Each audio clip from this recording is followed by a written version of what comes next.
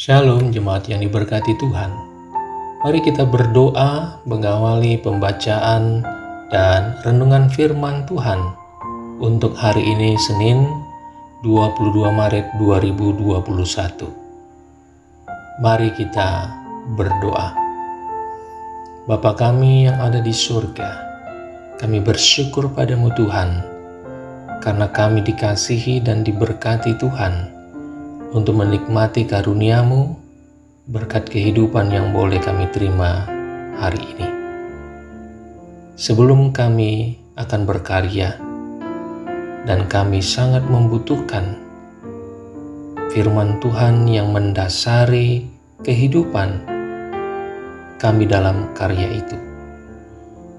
Karenanya, berilah kami hikmat dan berkatilah kami untuk dapat fokus menerima kebenaran firman-Mu lewat pelayanan firman hari ini. Sehingga dengan demikian, hidup kami menjadi lebih benar dan tertuju kepada Tuhan untuk mendatangkan kebaikan dan sukacita hidup, serta damai dan sejahtera bagi sebanyak mungkin orang. Terpujilah nama-Mu Tuhan sekarang ini sampai selamanya. Dalam nama Tuhan Yesus kami berdoa. Amin. Nas Alkitab untuk hari ini sesuai Almanak Nas GKE bersumber dari 2 Korintus pasal yang ketiga ayat yang keempat sampai dengan ayat yang ke-11. Tetapi saya khusus membaca ayat yang kelima, sekaligus ia menjadi penekanan intisari dari firman Tuhan ini. Begini bunyi firman-Nya ayat yang kelima. Dengan diri kami sendiri, kami tidak sanggup untuk memperhitungkan sesuatu seolah-olah pekerjaan kami sendiri. Tidak. Kesanggupan kami adalah pekerjaan Allah. Demikian firman-Nya, yang berbahagia adalah mereka yang mendengarkan firman Allah dan yang melakukannya. Amin. Jemaat yang diberkati Tuhan, saya memberi judul untuk perenungan hari ini, kesanggupan kami adalah pekerjaan Allah. Saudaraku, apa reaksi saudara jika sudah dengan sepenuh hati Anda bekerja melakukan sesuatu dan tanpa pamrih, tapi dituduh mencari untung, popularitas supaya dipuji? Sudah mati-matian mengorbankan kepentingan pribadi supaya tujuan organisasi ataupun kepanitiaan bisa dicapai, tapi justru dituding cari untung dengan markup anggaran, dituding main mata minta komisi dengan rekanan. Sudah memberanikan diri pasang badan apapun resikonya, asal target dan tujuan bersama tercapai, tapi justru dikira mencari kedudukan. Sungguh menyakitkan jika sampai seperti itu. Ketika semua pengabdian dalam pelayanan gereja dilakukan dengan tulus, tapi disangka punya motif terselubung, sehingga dilecehkan, difitnah, macam-macam tanpa dasar dan bukti. Bahkan ada ucapan kata-kata kasar dan kotor, bahkan juga bisa sampai pada tindakan kekerasan. Paling sedikit ada 3 respon untuk menanggapi tudingan tadi. Yang pertama, kita diam. Selagi masih bisa sabar, tidak perlu kejahatan dibalas dengan kejahatan serupa. biar Tuhan saja yang kemudian bertindak. Biar Tuhan saja yang meluruskan semua tudingan itu dan menegurnya. Apalagi diam berarti emas. Dengan diam diharapkan yang bersangkutan berhenti dari kelakuannya yang jahat. Yang kedua, kita reaktif. Artinya tidak menerima kenyataan itu lalu membalasnya dengan tindakan serupa. Dengan tujuan yang bersangkutan tahu dan sadar bagaimana rasanya jika dirinya diperlakukan dengan perbuatan serupa sebagaimana dilakukannya terhadap orang lain. Biasanya jika diketahui dari siapa tudingan itu berasal, maka emosi spontan bisa tersulut. Amarah menyelimuti diri, dan jika tidak cermat mengolah rasa marah dan jengkel ini, maka tindakan gegabah tanpa pikir panjang menjadi pilihan. Pokoknya harus dibalas. Soal akibatnya itu urusan belakang. Yang ketiga, kita produktif. Artinya mengambil tindakan penyeimbang. Kejahatan dilawan dengan kasih yang diwujudkan dengan tindakan yang bijaksana, sabar, tapi tegas juga sekaligus ramah.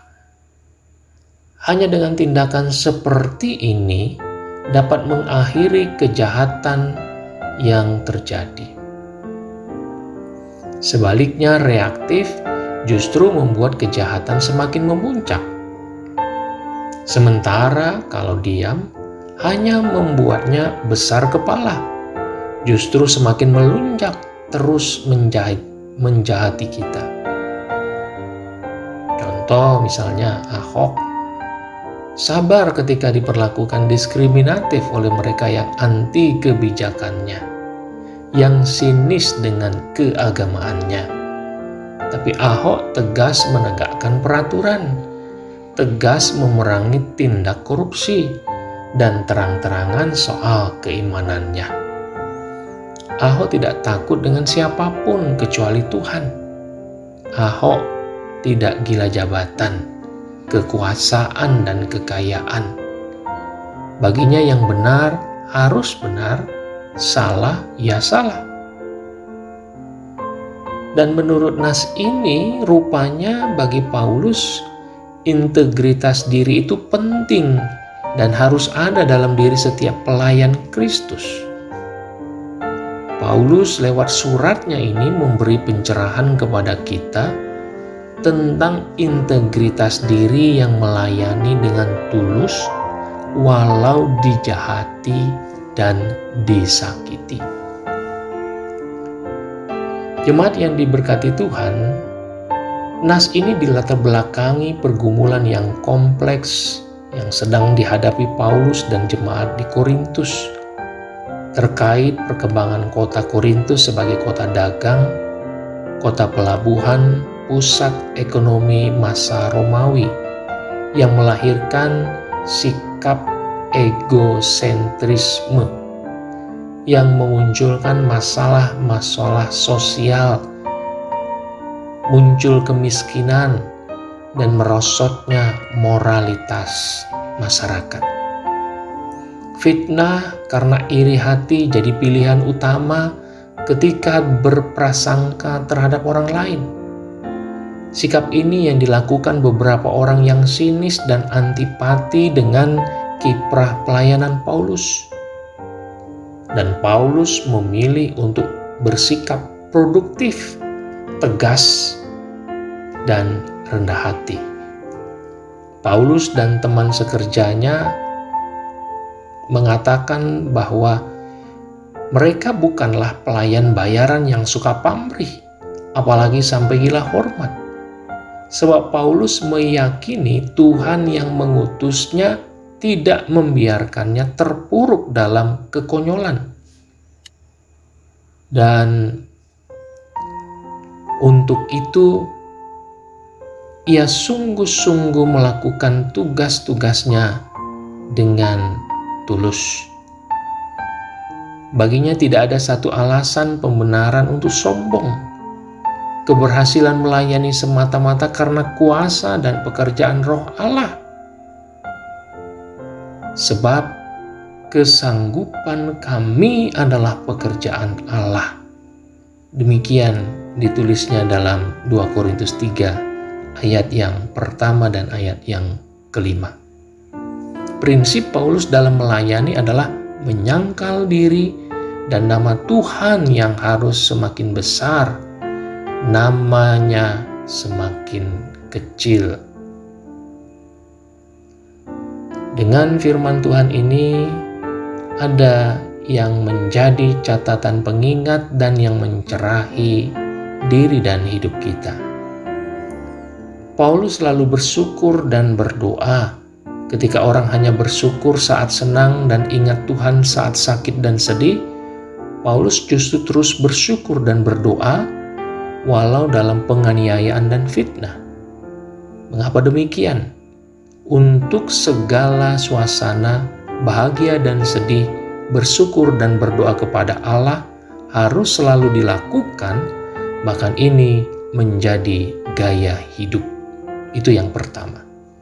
Tujuannya adalah untuk mengendalikan emosi dan membentuk karakter diri. Sehingga bersyukur dan berdoa berarti merasakan kehadiran Tuhan. Yang kedua, bersyukur dan berdoa menjadi obat stres seakan-akan penderitaan tidak dirasakan. Yang ketiga, bersyukur dan berdoa menjadi energi yang dahsyat untuk membentuk kepribadian diri yang berkarakter. Ia menjadi energi positif penyejuk jiwa yang membuat diri jadi berintegritas antara kata dan perbuatan, antara kenyataan dan harapan. Jemaat Tuhan, selamat belajar membangun integritas dengan hati yang taat pada kehendak Tuhan. Tuhan menolong dan memberkati. Amin.